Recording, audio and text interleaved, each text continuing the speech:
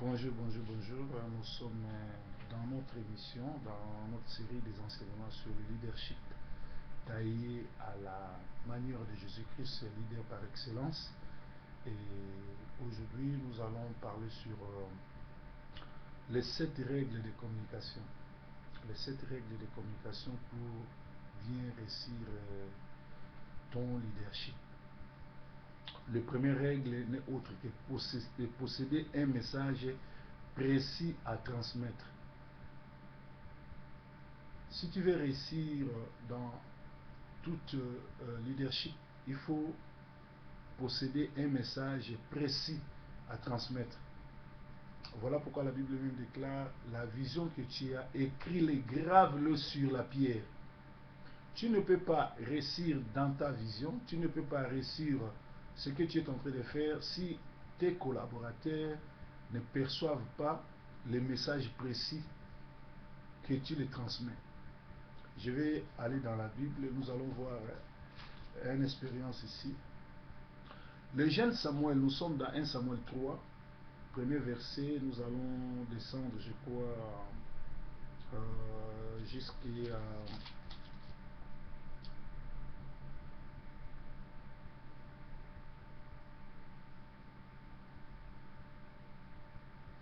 à 13, je crois, je vais lire. Le jeune Samuel était au service de l'Éternel devant Élie. La parole de l'Éternel était rare en ces temps-là. Les visions n'étaient pas fréquentes en ce même temps. Élie, qui commençait à avoir les yeux troubles, ne pouvait plus voir, était couché à sa place. La lampe de Dieu n'était pas encore éteinte et Samuel était couché dans le temple de l'Éternel où était l'arche de Dieu. Alors l'Éternel appela Samuel. Il répondit: me voici. Et il courut vers Élie et dit: me voici, car tu m'as appelé. Élie répondit: je ne t'ai pas appelé. Élie répondit: je n'ai point appelé, retourne te coucher. Et Élie alla se coucher. L'Éternel appela de nouveau Samuel, et Samuel appela de nouveau Samuel, et Samuel se leva, alla vers Élie et dit: me voici, car tu m'as appelé. Élie répondit: je n'ai point appelé mon fils, retourne te coucher. C'est la deuxième fois. Samuel, ne connaissant pas encore l'Éternel, et la parole de l'Éternel ne lui pas encore été révélée, l'Éternel appela de nouveau Samuel pour la troisième fois, et Samuel se leva, alla vers Élie et dit: me voici, car tu m'as appelé. Élie comprit que c'était l'Éternel qui appelait l'enfant, et il dit à Samuel: va, couche-toi, et si l'on t'appelle, tu diras: parle, l'Éternel, car ton serviteur écoute. Et Samuel alla se coucher et a couché à sa place. L'Éternel vint et se présenta, et il appela comme les autres fois Samuel, et Samuel répondit: parle, car ton serviteur écoute. Alors l'Éternel dit à Samuel: voici, je vais faire en Israël une chose qui étourdira les oreilles de quiconque l'attendra. À ce jour, j'accomplirai sur Élie tout ce que j'ai prononcé contre sa maison. Je commencerai et j'achèverai. Je lui ai déclaré que je veux punir sa maison à perpétuité à cause des crimes dont il a connaissance et par lesquels ses fils se sont rendus méprisables sans qu'il les ait réprimés. C'est pourquoi je jure à la maison d'Élie que jamais les crimes de la maison d'Élie ne sera expié ni par des sacrifices ni par des offrandes. Amen. C'est-à-dire ici, Samuel, un jeune Samuel qui vit avec le prophète Élie. Samuel n'a jamais expérimenté comment Dieu visite les gens. Samuel attend la voix de Dieu, mais il se présente vers Élie. Parce que Dieu appelle Samuel, il utilise la voix d'Élie, de son maître. Donc, je ne vais pas ouvrir une parenthèse là-bas pour aller expliquer les rôles de père spirituel ou de quelqu'un qui t'encadre dans le Seigneur. Parce que Dieu ne peut te révéler en toi qu'en utilisant la voix ou la face de la personne à qui il t'a établi. Alors, beaucoup de gens aujourd'hui sont dans les ministères, nous ne savons pas qui les a établis et ils servent Dieu devant qui. Parce que la Bible dit: Élie servait Dieu Samuel servait Dieu devant Élie. Josué était serviteur de Moïse. Et toi, tu es serviteur de qui? Dieu ne peut pas te donner le ministère. Dieu ne peut pas te donner le leadership si toi, tu n'as pas servi sous un de ces oins. Alléluia. Donc, les générations Tondolo, il faut faire attention, les générations Jam Jam. Alors, reconnaître l'importance d'une communication effective. Les leaders ne se préoccupent pas de se dire, mais de ce que les auditeurs perçoivent et l'impact de ceci comme résultat de sa communication. Un leader, un vrai leader, ne peut pas se préoccuper de se dire, mais il doit se rendre compte qu'est-ce que les auditeurs, qu'est-ce que les internautes, par exemple nous qui passons sur Internet, nous devons nous rendre compte qu'est-ce que vous qui êtes internaute, qu'est-ce que vous dites par rapport à ce que nous sommes en train de faire. Quel est l'impact de nos messages? Alors, ceci comme résultat de sa communication. Mais de ce que ces auditeurs reçoivent et l'impact de ceci comme résultat de sa communication. Son rôle est de créer la compréhension. Une communication effective renverse l'isolement. Elle est un facteur de reproduction. Elle représente la liberté de discours et présente clairement les idées raffinées. C'est-à-dire qu'une communication active renverse l'isolement, crée la compréhension.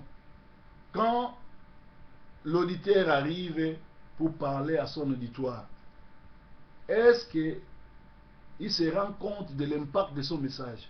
Après ton message, il faut faire l'étude de fiabilité pour savoir est-ce que le message que j'ai donné, est-ce que la population a compris? Est-ce que c'était clair?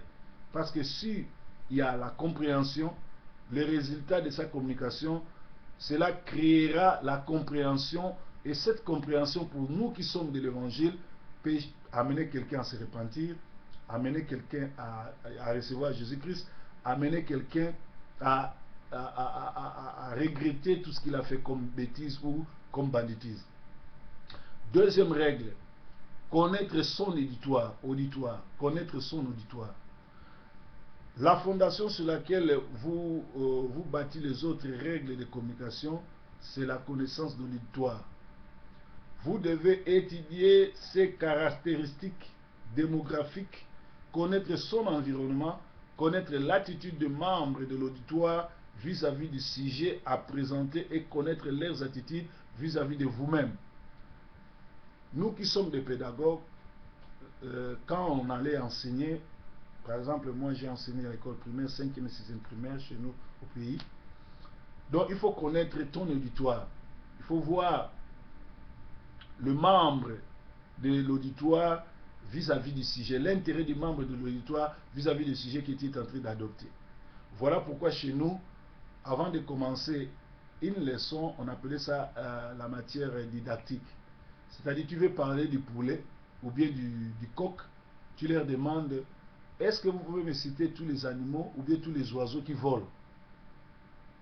Il faudrait que le sujet que tu veux développer puisse sortir de leur bouche. Les pigeons, les coqs, tu vas dire, bon, aujourd'hui nous allons parler du coq. Parce que l'auditoire connaît déjà les noms des oiseaux qui volent.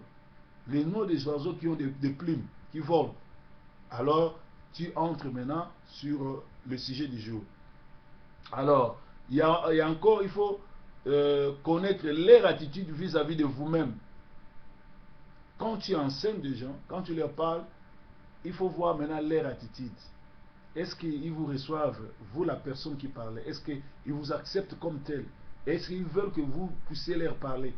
Voilà pourquoi, si vous n'acceptez pas les enseignements des proverbes, vous n'avez qu'à zapper. Ne suivez pas mes émissions, mais j'ai l'habitude de voir les gens qui suivent, qui ne m'aiment pas, qui m'insultent, mais qui sont des fidèles auditeurs. Des gens comme ça, il y a des choses où ils sont sorciers, où ils sont envoûtés, où ils ne sont pas ni sorciers ni envoûtés, mais c'est-à-dire ils m'aiment trop, ils sont mes fanatiques. Alors comme ils n'arrivent pas à faire ce que moi je fais, alors ça les pousse à m'insulter, mais ils sont fidèles. Parce que chaque jour, ils sont là pour attendre et écouter, suivre, même, même partager ce que je suis en train d'enseigner. C'est-à-dire des gens comme ça, un jour, tôt ou tard, il deviendra le disciple de Proverbe 30 où il ira partager tout ce qu'il a écouté de moi, tout ce qu'il a appris de moi, il ira le partager chez les autres. Donc, troisième règle, définir bien l'objectif. Sélectionnez le but réel de votre communication. Avoir bien défini le but poursuivi fait gagner du temps pour mieux accomplir la tâche. Et ceci renforce le leadership. Le leader aura toujours pour but de motiver le groupe à l'action, mais il le fera par le biais de l'un de ses objectifs: informer, impressionner, convaincre ou entretenir. Définir bien l'objectif de l'enseignement, du sujet que vous voulez partager, et cela, tu le facilites en sélectionnant le but réel de votre communication.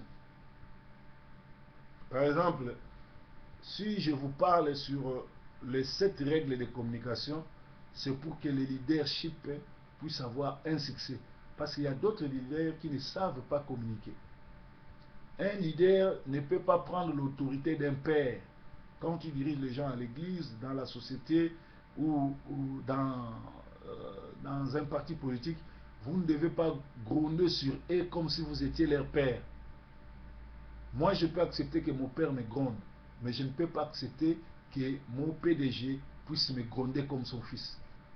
Il peut me donner des injections, il peut se fâcher parce que j'ai mal fait, mais il n'a pas le droit à me traiter comme si j'étais son enfant. Alors, des trucs comme ça, même à l'école, les enseignants ne peuvent pas maltraiter les élèves comme s'ils maltraitaient ou comme s'ils tabassaient leurs enfants. Heureusement, ici en Europe, on ne tape personne. En Afrique, nous avons vécu des scandales où les professeurs arrivent avec les bâtons pour taper les gens. Au vu aussi de tout le monde. Alors, quatrième règle, captiver l'attention de l'éditoire. Par exemple, si tu es un enseignant, un professeur ou un pasteur, tu ne peux pas aller enseigner dans une église, porter une veste qu'on a écrit derrière ton dos Yoji Yamamoto ou Versace ou n'importe quelle griffe. Parce que tu vas maintenant distraire ton auditoire. Au lieu d'attirer les étudiants sur ton enseignement, il y aura 2 ou 3 personnes qui vont se focaliser sur l'habillement que tu as porté, sur les écritures qui est sur ton dos. Maintenant, au lieu qu'ils écoutent ou qu'ils suivent ton enseignement, ils vont être distraits par rapport à tout ce que tu as écrit là. Alléluia. Donc, captiver l'attention de l'auditoire afin d'être écouté, suivi et compris par l'auditoire. Cesser les barrières, c'est identifier les problèmes qui préoccupent l'auditoire, promet des solutions à ces problèmes et finalement accomplir ces promesses. Donc nous sommes dans notre enseignement de ce jour. Voilà ce que je suis en train de vous dire. Donc il faut faire trop attention quand vous enseignez, quand vous êtes devant l'auditoire. Vous devez savoir, vous devez connaître votre auditoire. Vous ne pouvez pas vous présenter devant l'auditoire sans pour autant captiver leur attention. Alléluia. Alléluia. Alléluia. Donc, c'est ça ce que je vous disais. Il faut vraiment tout faire parce que après ça, l'auditoire peut être distrait à cause de ton accoutrement, à cause de ta position et à cause de ton attitude. Alors, captiver l'attention de l'auditoire afin d'être écouté, suivi et compris par l'auditoire. Cesser les barrières, c'est identifier les problèmes qui préoccupent l'auditoire. Il faut chercher à savoir quel est le problème qui les préoccupe. Et ça va casser les barrières. Promettre des solutions à ces problèmes et finalement accomplir ces promesses. C'est-à-dire, quand tu découvres les problèmes, tu donnes des promesses, il faut réaliser. Et ça va les aider. Aller du connu à l'inconnu. Tu vois, c'est ce que je vous ai dit. Nous allons étudier quoi? Tu veux parler du coq. Tu poses des questions. Si les gens peuvent te citer les noms de tous les oiseaux qui ont 2 pieds, et qui ont des ailes. C'est-à-dire, tu leur parles du connu pour sortir l'inconnu. Commencez par les connus, vous gagnerez une grande crédibilité si vous vous référez aux expériences de votre auditoire. Pour y arriver, vous devez inventorier un répertoire riche des expériences vécues par les membres de l'auditoire. Celles-ci vous serviront comme exemple dans votre exposé. C'est ce que nous appelons l'éducation diffuse. C'est-à-dire, il faudrait que les membres de l'auditoire eux-mêmes puissent vous aider à faire sortir les sujets. Et si vous voulez que cet enseignement puisse être écouté et suivi, vous devez baser vos expériences, baser vos explications sur le commun, sur le vécu du commun. Donc, amen. Donc, ça se passe comme ça. Soutenir chaque déclaration. Vous voyez ici, j'ai lu le verset de la Bible pour soutenir ce que je suis en train de dire. La communication. J'ai expliqué comment Samuel, qui voulait entrer en contact avec Dieu, mais il doit passer par Élie, parce qu'il n'a jamais été en contact avec Dieu. Il faut que tu sois, il faut que quelqu'un puisse t'aider à t'introduire, à t'ouvrir les yeux spirituels, afin que tu connaisses que Dieu t'a visité. Soutenez vos déclarations pendant toute votre communication.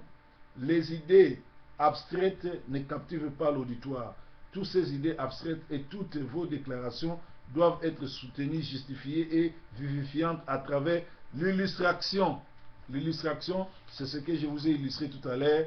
J'ai parlé d'Élie et qui ça, et Samuel. Élie et Samuel. L'illustration générale, l'instance spécifique, les témoignages, l'accumulation, la paraphrase, la comparaison et l'exposition, tout cela doit être combiné pour donner un bon résultat à ceux qui t'écoutent. Alors, nous avons le 7e règle, c'est créer l'intérêt de l'auditoire. Motivé par l'appel au désir, que l'auditoire trouve ce compte dans votre communication, les leaders cherchent l'action, ils veulent un changement affectif. La voie pour atteindre cette action du changement, c'est susciter un désir dominant de la part de l'auditoire. Donc, il faudrait que vous puissiez stimuler l'auditoire, que l'auditoire soit vraiment il soit dans vous, il comprenne ce que vous êtes en train de faire, créer cette envie-là dans l'auditoire, afin qu'il ait les désirs dominants de la part de l'auditoire. Il faut que l'auditoire vous encourage et qu'il soit de pair avec vous pour que ces enseignements entrent bien. Le leader doit créer dans son auditoire un intérêt singulier qui va s'exprimer dans les besoins de préservation personnelle, propriété, puissance, réputation, affection. Il n'y a pas de leader qui ne motive pas à l'action, et personne ne peut motiver les autres en action sans susciter un désir fondamental chez ces derniers.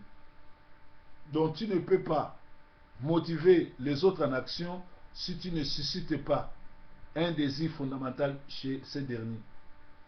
Et cela va créer les principes d'investissement. Alléluia.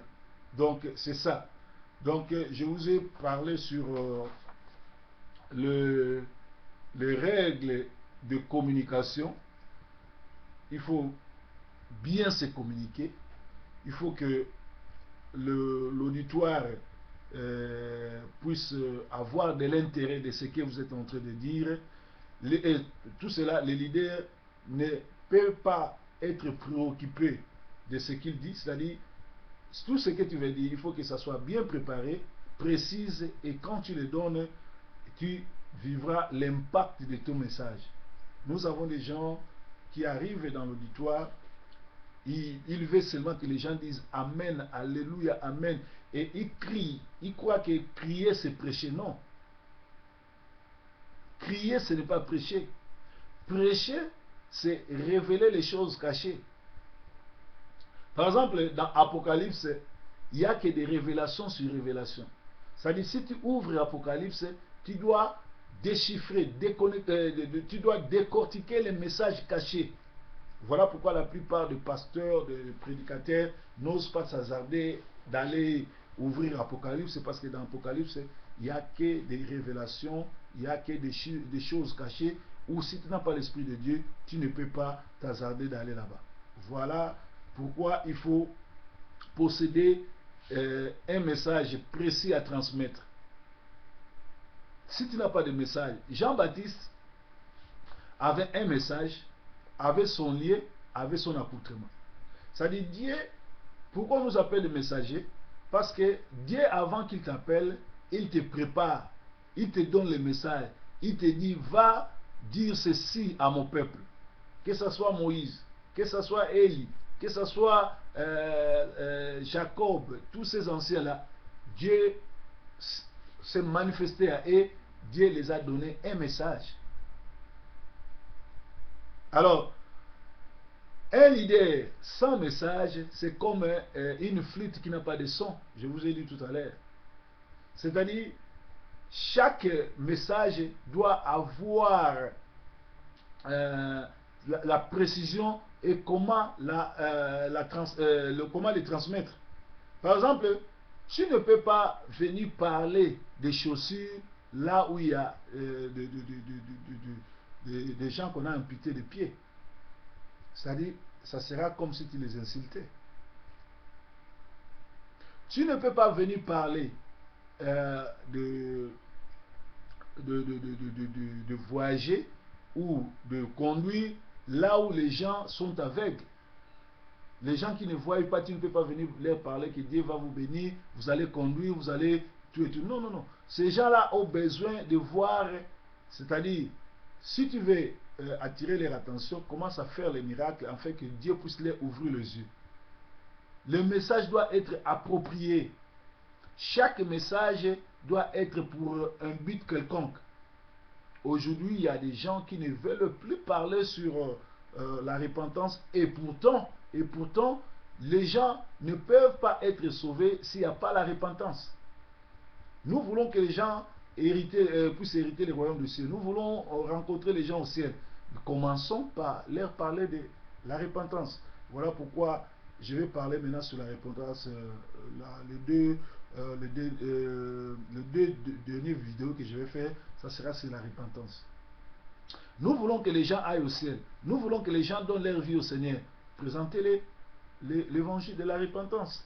Aujourd'hui, il y a trop de l'évangile de bénédiction, de prospérité, et pourtant, nous ne sommes pas prospères. Je vous le jure. Nous ne sommes pas prospères par rapport aux païens. L'homme le plus riche du monde n'est pas chrétien. Les joueurs qui jouent dans de grandes équipes gagnent des millions, ils ne connaissent pas Jésus. Mais ces mêmes joueurs-là, vous allez voir qu'ils ont des charités, ils donnent leur salaire aux pauvres, ils soutiennent les veuves, tout et tout. Mais ceux qui se disent pasteurs, ceux qui se disent hommes de Dieu, ceux qui se disent bénis, tu ne verras nulle part où ils vont visiter les orphelins, les opprimés. Et si tu vois un pasteur avec la caméra donner de la nourriture, des habits aux orphelins, aux opprimés, c'est qu'il veut s'attirer le végétariat, ou il veut manipuler les gens pour voler plus. C'est-à-dire, le paix qu'il est parti montrer là, qu'on a filmé, ce n'est pas la totalité de ce qu'on lui a donné. C'est-à-dire, les messagers avec son message. Les 7 règles de communication, la première chose, c'est posséder un message précis à transmettre. Aujourd'hui, si tu ouvres la télévision ou si tu vas sur l'internet, tu vas voir qu'il y a des gens qui veulent parler, mais ils n'ont pas de message à transmettre. Le message n'est même pas précis, mais ils veulent parler. Or, quand tu montes très haut, quand tu vas tomber, tu vas te casser aussi. Ta chute sera trop trop grave parce que tu peux te casser les pieds et tout, et puis mourir parce que tu es monté trop haut. Mais si c'est l'Éternel qui te fait monter, tu ne sauras pas, tu ne pourras pas tomber, et lui-même il va amortir tout ce qui t'arrivera. Bien aimé, les 7 règles de communication: 1. Posséder un message précis. 2. Connaître son auditoire. 3. Définir bien l'objectif. 4. Captiver l'intention de l'auditoire. 5. Aller du connu à l'inconnu. 6. Soutenir chaque déclaration. 7. Créer l'intérêt de l'auditoire. C'était notre enseignement sur les 7 règles de communication. Si tu appliques ça, tu seras un homme béni, tu seras prospère et les gens qui viendront dans tout ce que tu feras comme exposé, conférence ou convention seront bénis parce que tu donneras des solutions à leurs problèmes. Des fois, nous arrivons dans des églises, dans des séminaires, dans des conférences, les gens passent beaucoup de temps à demander de l'argent, qu'à expliquer même le terme qu'ils ont développé. Alléluia. Chers conférenciers, chers pasteurs, chers leaders, expliquez-nous le message. Transmettez les messages avec précision. Ça t'aidera à ne pas dépenser de l'énergie pour demander de l'argent.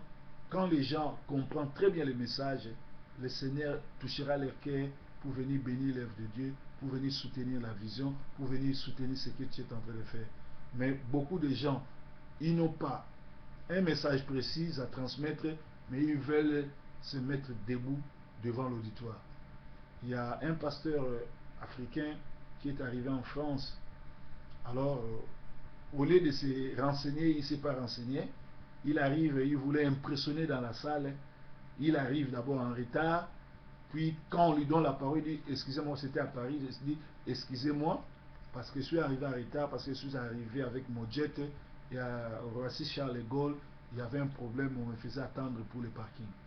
Directement, il y a un monsieur qui était là-bas, il a dit, excusez-moi, monsieur, à Roissy Charles de Gaulle, le jet n'atterrisse pas. Moi, je travaille là-bas, je connais l'aviation. Aucun jet privé ne peut atterrir sur Roissy Charles de Gaulle. Tu vois, le monsieur directement a fait échouer son message parce qu'il a donné de fausses informations et il y avait quelqu'un qui était là, qui connaissait l'histoire, qui lui a pratiquement dit qu'il était de côté, il a tapé de côté et les gens ont vidé la salle et le monsieur n'a pu prêcher parce qu'il a commencé à mentir, il voulait impressionner les gens, alors les gens l'ont impressionné. Nous sommes en Europe, nous sommes au XXIe siècle où les gens sont cultivés. Les gens vraiment sont cultivés. Les gens connaissent beaucoup de trucs. Alors un leader doit beaucoup lire, doit informer pour informer. Tu dois être informé pour informer les autres. Quand tu n'es pas informé, n'ouvre pas ta bouche. Est-ce que vous savez qu'aujourd'hui, le fait de ne pas connaître comment utiliser l'Internet, c'est-à-dire tu es illettré, tu peux être licencié, tu peux être docteur en quoi, mais si tu ne sais pas comment réserver ton billet d'avion sur Internet, comment acheter ton billet d'avion sur Internet, comment acheter tes chaussures, tout ce que tu veux sur Internet, tu n'es qu'un illettré. Voilà, chers leaders, cultivez-vous, faites des recherches. Il faut savoir posséder un message précis à transmettre. Si tu n'as pas de message, c'est-à-dire bien dit, c'est lui qui donne le message, c'est lui qui donne tout. Priez, le Seigneur vous aidera. Deuxièmement, connaître son auditoire. Il faut faire trop attention quand tu te présentes devant l'auditoire des chrétiens. Ne confonds pas les chrétiens de l'Europe et les chrétiens de l'Afrique. Ne confonds pas les combattants et les chrétiens. Ne confonds pas les Banamvoulouzi et les chrétiens. Il faut faire trop attention devant l'auditoire. Il faut calculer ce que tu es à dire et définir bien l'objectif. Si tu es devant et pour les sauver, donne des versets, cherche à les sauver. Mais si tu ne définis pas ton objectif, tu seras humilié comme ce pasteur qui a été humilié à Paris. Il arrive, il a voulu impressionner, il a vu la salle se vider parce qu'il a commencé par mentir. Alors, pour aujourd'hui, nous avons vraiment terminé. C'était les 7 règles de communication. Et si tu veux réussir ton exposé ou ton message, il faut captiver l'attention de l'auditoire. Il ne faut pas leur demander de dire Amen, Amen, quand et même ne comprennent pas ce que tu es en train de dire. Il ne faut pas leur dire je veux que les gens me donnent un bon amen. Il n'a jamais eu un mauvais, il n'a jamais eu un amen pimenté, sucré, poironné ou avec du mayonnaise. Non, tout ça c'est la manipulation. Dieu d'Abraham, je te bénis pour cet enseignement. Je pense que les 30 minutes vont bénir un frère et une sœur. Bénis-les, ouvre-les les yeux. Ce que moi je n'ai pas pu transmettre, que le Saint-Esprit puisse transmettre à tous ceux qui vont nous suivre. Nous avons ainsi prié au nom de Jésus-Christ. Amen. Merci.